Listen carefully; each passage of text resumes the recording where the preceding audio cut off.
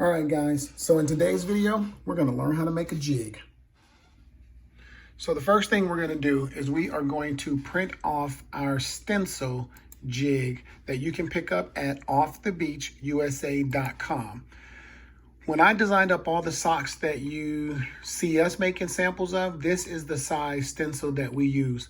However, we created this stencil so it would have multiple sizes so that you can size it down to all the way to an infant. This one is 3 inches. So if you need anything smaller, you can just mimic this on the inside. Although this jig is large, we made it, although it's 11.5 by 4 and 4 1/4, we made it so that you could tilt it and you could print this on a 8.5 by 11 sheet of paper.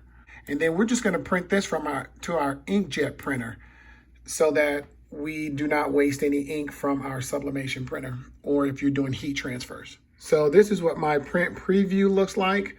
I'm not that concerned about the edges here or the edges here because again, it's a stencil and I can pretty much follow that. So I'm gonna go ahead and print this out and then come back to you guys. Okay, now that I have printed out my stencil, I had a piece of cardstock that I used to print some business cards on out in the garage. So I just went and grabbed that.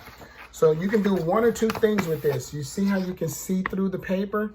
You could trace it like that. You can outline it. Oh gosh, you know what? I could have made life easier. I could have just run this straight through my printer. Flimsy, it's kind of thin, but the ones that come in the socks are a little bit stiffer. But I'm gonna see if this will work. I don't know if it will or won't, but I'm gonna try it because this is what I had in the house. And this is a hack.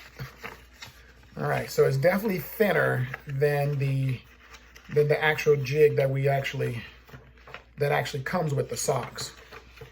But sometimes, you know, where there's a will, there is a way. And if you're at home and you don't have anything and you are excited about this sock template, this sock stencil that you can pick up at offthebeachusa.com. All right, so what am I seeing here? What are some issues that we might run into? So here's what happened when I used this little cardstock for printing business cards. You see how it's bubbling up right there? That is not going to work. So although it's a little stiff and it is a little firmer than a regular sheet of paper, this is entirely too thin and this will not work. So I'm gonna go to the garage. I'm gonna look for a piece of cardboard like I was gonna do it at first, and I'll be right back. So we're gonna make our stencil out of this. This is a little bit stiffer than that piece of paper. So let's see how this goes. Now that I've cut that, I am going to take my pencil and I am just going to draw me a little template. So I'm gonna go ahead and cut that out too. So it's just a piece of cardboard. Okay, so now that is my template. And this one again was too flimsy. Look at that. Looked like somebody's got a high arch. All right, so let's put that sock in there and see if this will hold us so that we could do sublimate socks.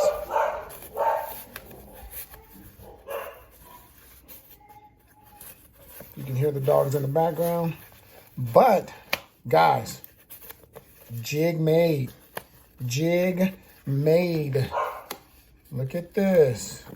Guys, this is awesome. DIY jig. This is a jig hack. It lays flat, so when you get ready to press, you won't have any issues. It's just press down and you are good to go. All right, guys, if you like this video, consider subscribing to the channel. Please share it with some other people. Come back and follow us. We will try to get videos up, I want to say once a week. These files also work on heat transfers for people who don't have a sublimation machine. So guys, that's the video.